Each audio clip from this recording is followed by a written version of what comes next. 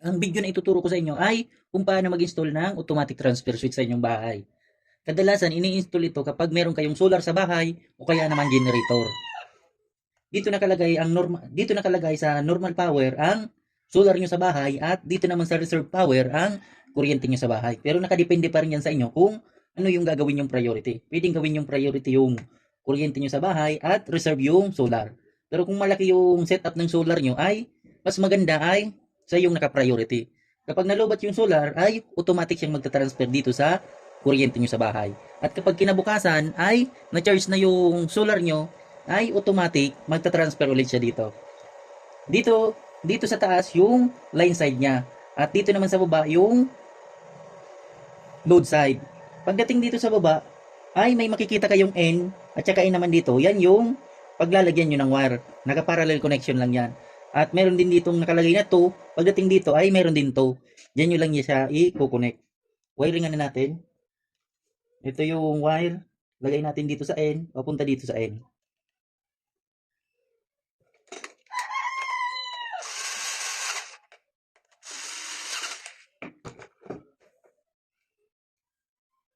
At saka dito naman sa 2, pagdating naman dito ay may nakalagay na 2.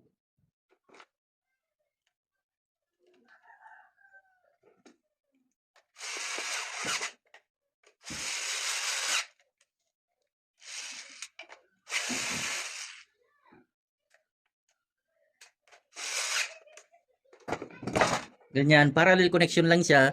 Ngayon, i-install na natin siya dito.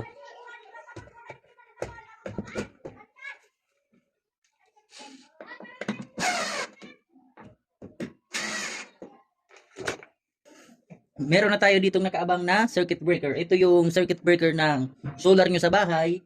At dito naman nakalagay yung kuryente nyo sa bahay. Meron na tayong supply dito sa solar. Ngayon, wiringan na natin. Pagdating dito yung live. Dito rin sa baba yung may nakalagay ditong 1. Diyan yung ilalagay yung live.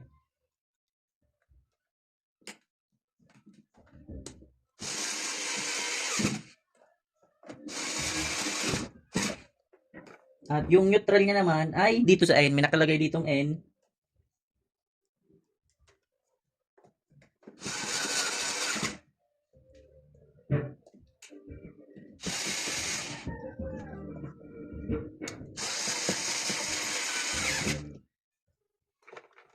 Wiring nga naman natin yung sa kuryente nyo sa bahay.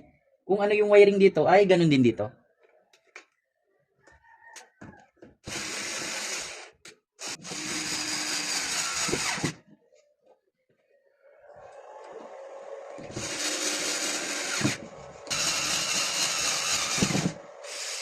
At ngayon, susuplayan na rin natin yung breaker ng kuryente nyo sa bahay. Ito na yung breaker nyo sa bahay. Sa ngayon ay, itong supply ay tatanggalin na natin. Ito ay, dito na natin yan i-connect.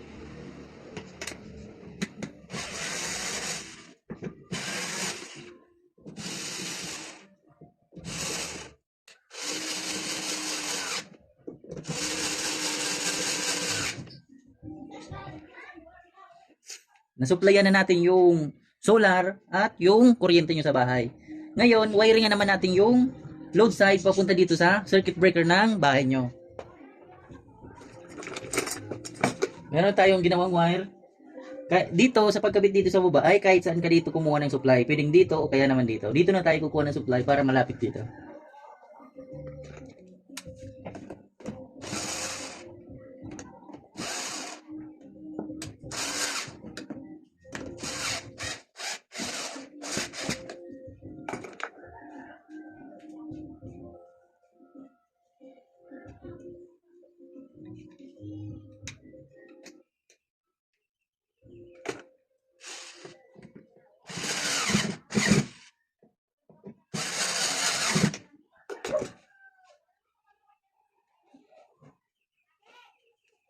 Na wiringan na natin yung automatic transfer switch. Ngayon, itry na natin. I-on na natin ang circuit breaker ng kuryente nyo sa bahay. At i-on na rin natin yung solar. Ngayon, itry na natin yung main breaker nyo sa inyong bahay.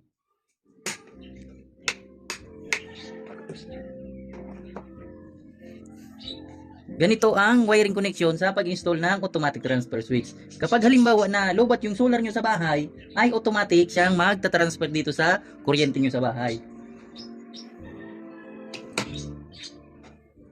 At kapag halimbawa kinabukasan na-charge na ulit yung solar nyo sa bahay, ay automatic siyang babalik sa solar.